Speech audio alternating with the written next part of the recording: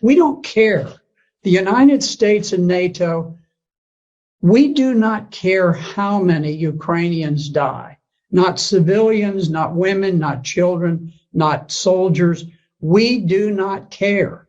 It's become a great football game. We've got our team, they've got our team, rah, rah. We want to get the biggest score and run it up. And, we don't care how many of our players get crippled on the playing field, as long as we win. Now, we are shipping fantastic quantities of weapons, and it's caused the stock of Raytheon, which creates missiles, and Northrop Grumman, which creates aircraft and so forth, and missiles. All of these defense industries have become tremendously bloated with tax dollars.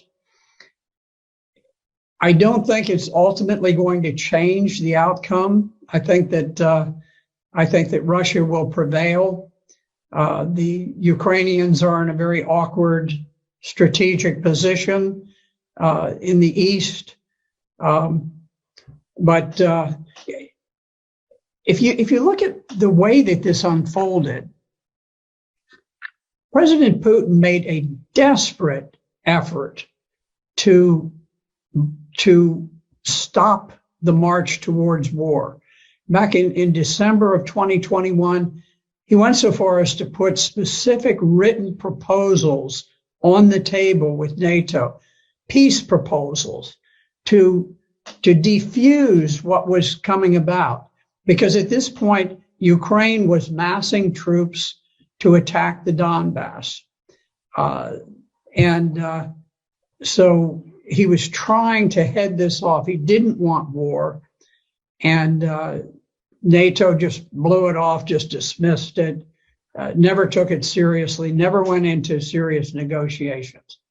At that point, Putin, seeing that armed Ukrainians with weapons to kill Russian troops were literally on their borders, decided he had to strike first. Now, you could see that this was not some pre-planned attack. This was not like Hitler's attack into Poland, where the standard rule of thumb is that you always have a 3-to-1 advantage when you are the attacker. You have to mass 3 times as many tanks and artillery and planes and men as the other side has. In fact, when Russia went in, they went in sort of with what they had, what they could cobble together on short notice, and they were outnumbered by the Ukrainian forces. The Ukrainian forces had about 250,000. The Russians had perhaps 160,000.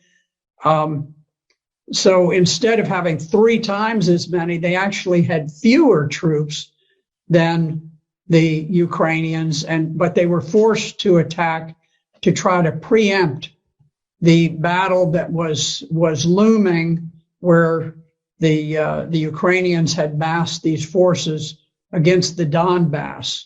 Now, the Donbass is adjacent to Russia. It is a portion of Ukraine that did not join with the revolutionary government that conducted the coup in 2014 and overthrew the government of Ukraine. They refused to become a part of the new revolutionary government of Ukraine. And so they declared their independence. And Ukraine had massed this enormous army to attack against the Donbass. And so Russia was forced to go in to preempt that planned attack by Ukraine. And you could see that Russia very much hoped that they could conduct this special operation without unduly causing casualties for the Ukrainians, because they they think of the Ukrainians, or at least they did think of the Ukrainians as brother Slavs, that they wanted to have good relations.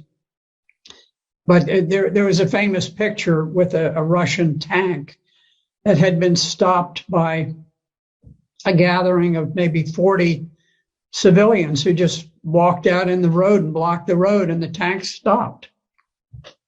I can tell you, in Vietnam, if we had had a bunch of people who stood in the way of an American tank going through, that tank would not have slowed down in the slightest. It wouldn't have honked a horn. It wouldn't have done anything. Wouldn't have fired a warning shot. It would have just gone on. And I think that's more typical. I'm not criticizing the Americans. I was there and I was fighting, and I probably would have driven the tank straight through myself. But what I'm saying is that the rules of engagement for the Russians were very, very cautious. They didn't want to create a great deal of hatred and animosity. The Russians did not go in. They did not bomb the electrical system, the media systems, the water systems, all of these, the bridges and so forth. They tried to retain the infrastructure of Ukraine in good shape because they wanted it to get back. They just wanted this to be over with and get back to normal. It didn't work. The Ukrainians, the resistance was unexpectedly hard.